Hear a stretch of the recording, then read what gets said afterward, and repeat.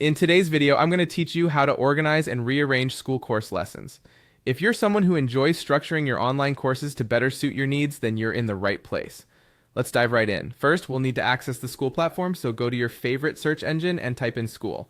You'll want to click on the first result that pops up to get to the school website. Once you're there, it's time to log in with your account credentials. Now that you're logged in, let's navigate to the area where the magic happens. Look for two arrows located on the upper left section of your screen. Clicking on these will help display more options. Your next step is to click on the community you wish to work within. A quick tip: make sure you're entering the correct community so that you're working on the right set of courses. Once you're in the chosen community, the next place you'll head to is the classroom. By clicking on Classroom, you open up the courses or lessons available. Now, let's talk about rearranging and organizing these lessons.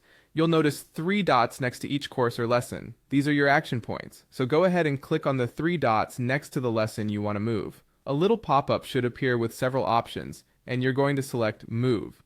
This action lets you rearrange the lessons within the course depending on your educational preference or plan.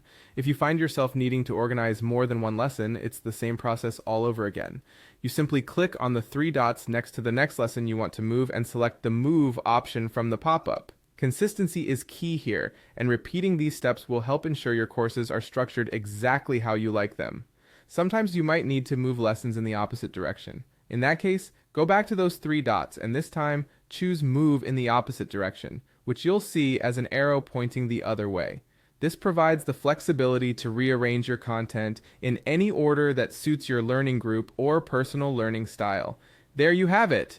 With these steps, you now have the ability to organize your school lessons in a way that makes the most sense for you. This not only enhances your learning experience, but also helps maintain a more intuitive layout for others who might be accessing the courses.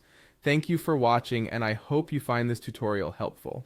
Don't forget to leverage the platform's navigation and organization features to get the most out of your school experience.